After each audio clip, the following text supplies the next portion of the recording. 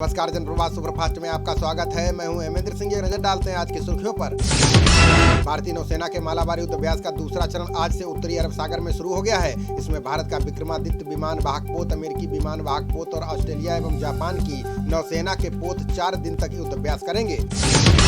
Delhi police की special cell ने राजधानी को दहलाने की एक बड़ी साजिश को नाकाम कर दिया है। पुलिस ने जैश ए मोहम्मद से ताल्लुक रखने वाले 2 दहशतगर्दों को गिरफ्तार किया है। इनके कब्जे से कुछ अहम दस्तावेज और विस्फोटक बरामद किए गए।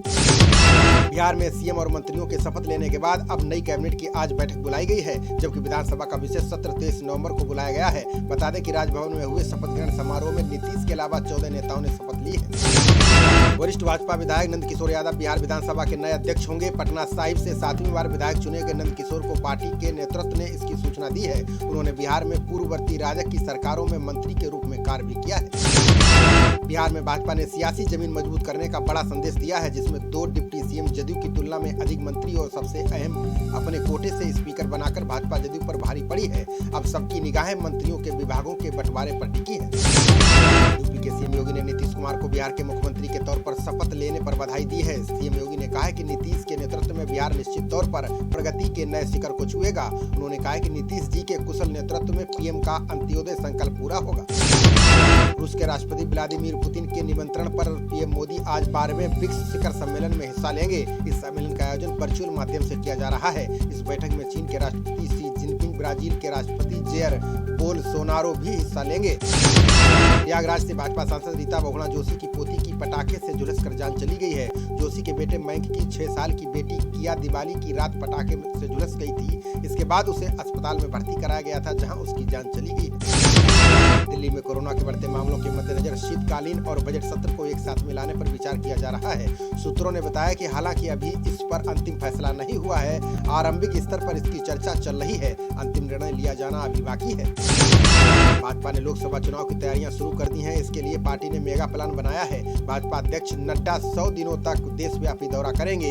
इसका लक्ष्य जमीनी स्तर पर पार्टी को मजबूत करना है। भाजपा की नजर उन सीटों पर है जहां वो पिछला चुनाव हारी थी। यात्रा के दौरान जेपी नड्डा बूथ से लेकर राज्य स्तर के नेताओं, सांसदों, मुख्यमंत्रियों और मंत्रियों के साथ संवाद करेंगे। इस दौरान वे जनसभा और संवाददाता सम्मेलनों को भी संबोधित करेंगे। साथ ही पार्टी के सोशल मीडिया विभाग के पदाधिकारियों को जीत का टिप्स देंगे। 15वें वित्त आयोग ने पीएम मोदी को अपनी रिपोर्ट की प्रति भेंट की है। इससे पहले ये रिपोर्ट राष्ट्रपति को सौंप दी गई थी। आयोग आज केंद्रीय वित्त मंत्री को अपनी रिपोर्ट पेश करेगा। संविधान के तहत अब इस रिपोर्ट को संसद में प्रस्तुत किया जाएगा। केंद्रीय विदेश मंत्री एस जयशंकर ने कहा कि आत्मनिर्भर भारत योजना बेहद महत्वपूर्ण है। उन्होंने कहा कि भारत आने वाले समय में प्रथम श्रेणी की औद्योगिक शक्ति बनता है या नहीं, यह इस बात पर निर्भर करेगा कि आज किस तरह के फैसले लिए जा रहे हैं। छठ पर उमड़ने वाली भीड़ को ध्यान में रखते हुए रेलवे ने पूर्वांचल के लिए आज से कई विशेष ट्रेनें चलाने का फैसला किया है। हालांकि अनारक्षित ट्रेनें नहीं चलने की वजह से लोगों को परेशानी हो रही है, क्योंकि ना तो ट्रेनें चल रही हैं और ना ही अनारक्षित टिकट मिल रहे हैं। छत्तीसगढ़ के मुख्यमंत्री भूपेश बघेल ने केंद्रीय गृह मंत्री अमित शाह को पत्र लिखा है, जिसमें उन्होंने राज्य के नक्सल प्रभावित क्षेत्रों में रोजगार के अवसर बढ़ाने की सलाह दी है, ताकि युवा नक्सली समूहों में शामिल ना हो। इसके अलावा उन्होंने केंद्र से सहयोग की मांग की है। अमेरिका के नवनिर्वाचित राष्ट्रपति जो बाइडेन ने अर्थव्यवस्था पर चर्चा के लिए 9 कारोबारियों को आमंत्रित किया है, जिनमें 2 भारतीय अमेरिकी सीईओ माइक्रोसॉफ्ट के सत्या नडेला और जीएपी की सोनिया सिंघल भी शामिल हैं। इस बैठक में कमला हैरिस भी शामिल होंगी। हल्की बारिश और हवा के रुख में बदलाव से दिल्ली एनसीआर में प्रदूषण के स्तर में सुधार आया है। दिल्ली में 214 अंकों के सुधार के साथ वायु गुणवत्ता गंभीर से खराब स्तर में पहुंच गई है। दिल्ली का सूचकांक रविवार को 435 था, जो सोमवार को 221 रिकॉर्ड किया गया। बिहार चुनाव में सिर्फ 19 सीटें जीतने वाले कांग्रेस अब पश्चिम बंगाल में वाम दलों के साथ औपचारिक गठबंधन करने जा रही है। पिछले चुनाव में भी दोनों दलों के बीच सीटों को लेकर समझौता तो हुआ था, लेकिन दोनों दलों के बीच जमीनी स्तर पर कोई भी समन्वय नहीं था। सुप्रीम कोर्ट ने सेना या सशस्त्र बलों में पोस्टिंग से संबंधित मामलों में दखल देने से इनकार कर दिया है। सुप्रीम कोर्ट ने कहा है कि ये सही है कि लद्दाख, अंडमान निकोबार और पूर्वोत्तर के राज्य आदि कठिन क्षेत्र हैं, लेकिन किसी न किसी को तो वहां तैनात करना ही होगा। भारत बायोटेक ने देश में 22 स्थानों पर 26,000 प्रतिभागियों के साथ कोरोना वैक्सीन के तीसरे चरण की शुरुआत कर दी है। हैदराबाद स्थित डिग मेकर ने बताया है कि ये परीक्षण आईसीएमआर के साथ मिलकर किया जा रहा है। यह अब तक का सबसे बड़ा प्रभावकारिता परीक्षण है।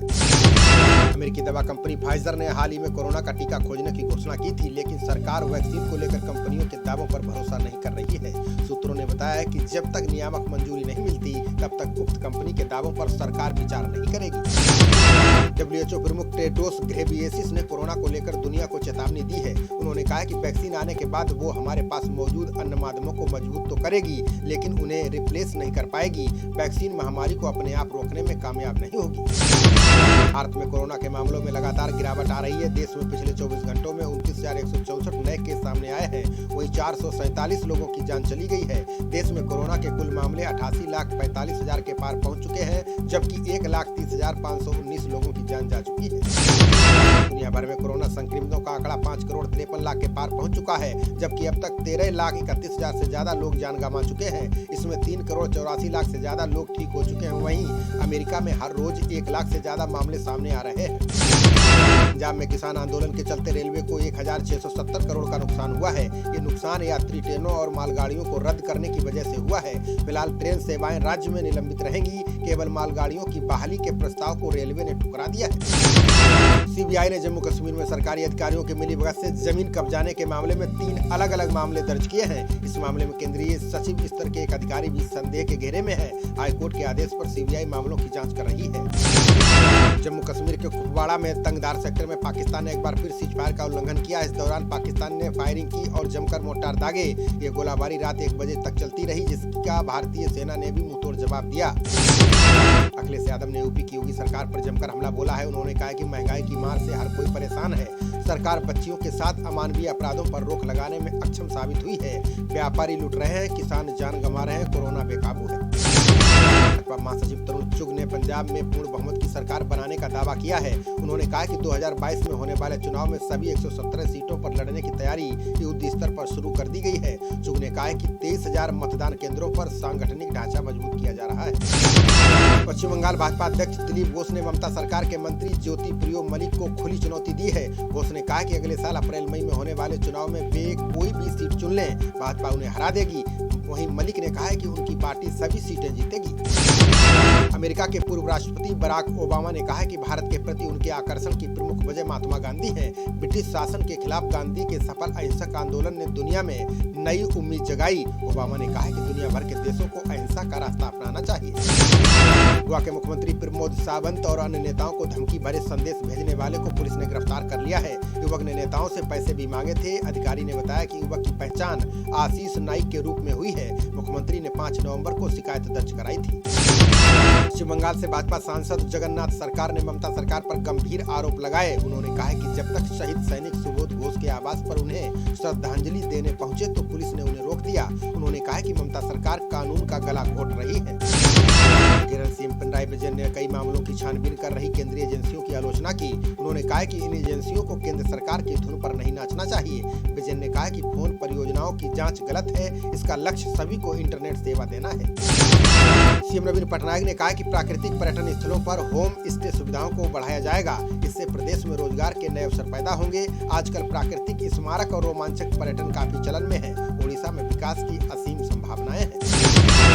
कांड में पुलिस अफसरों के खिलाफ कार्रवाई शुरू करने के बाद अब 19 प्रशासनिक अधिकारियों पर कार्रवाई की तैयारी है। सीएम योगी ने सक्षम अधिकारी से प्रारंभिक जांच कराकर अनुशासनात्मक कार्रवाई के निर्देश संबंधित विभागों को दिए हैं।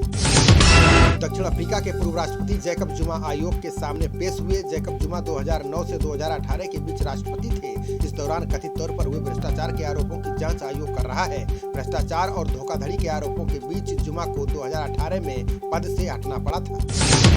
सर्दी का मौसम आने के साथ ही वृंदावन के प्रसिद्ध बांके बिहारी मंदिर के दर्शनों का समय बदल गया है। प्रबंधन के अनुसार मंदिर अब सुबह देरी से खुलेगा और रात जल्द बंद होगा। श्रृंगार आरती सुबह 8:55 पर होगी। राजभोग आरती का समय दोपहर 12:55 रहेगा।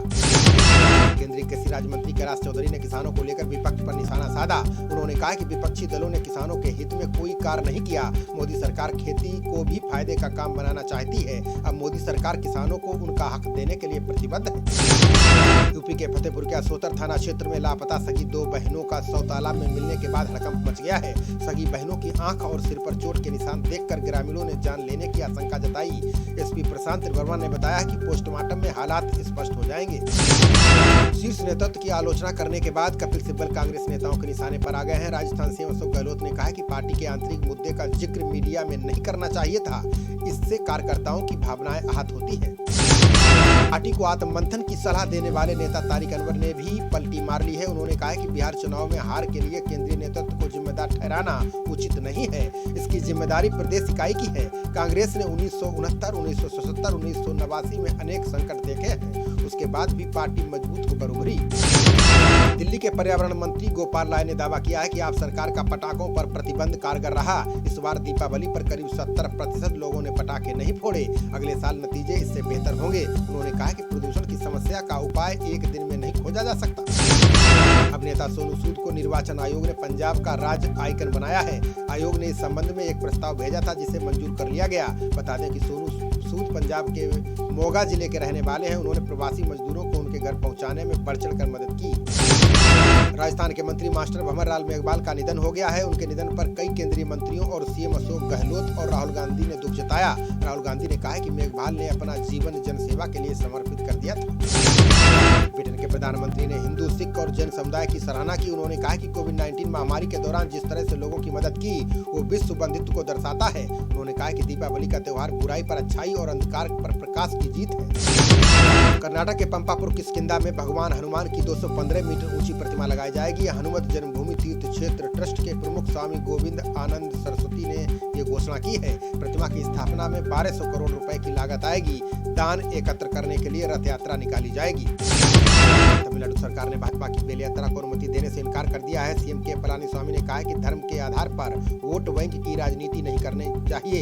यह राज्य द्रविड़ विचारधारा का उद्गम स्थल है, यहाँ धर्मांधता के लिए जगह नहीं है। पूर्व ऑस्ट्रेलियाई कप्तान मार्क टेलर ने विराट कोहली की जमकर तारीफ की है। उन्होंने विराट को विश्व क्रिकेट में बहुत ही प्रभावशाली खिलाड़ी बताया है। उन्होंने कहा कि विराट आक्रामक क्रिकेटर और महान व्यक्तित्व दोनों की भूमिकाएं बेहतरीन ढंग से निभाते हैं। वेस्ट इंडीज के खिलाफ टी20 और टेस्ट सीरीज के लिए न्यूजीलैंड ने अपनी टीम की घोषणा कर दी है। कप्तान केन विलियमसन और तेज गेंदबाज ट्रेंट बोल्ट को टी20 सीरीज में आराम दिया गया है, जबकि अनुभवी तेज गेंदबाज टीम सऊदी को टीम की कप्तानी सौंप दी गई है। खबरों का सिलसिला जारी रहेगा, देखते रहिए जनप्रवाद। नमस्कार।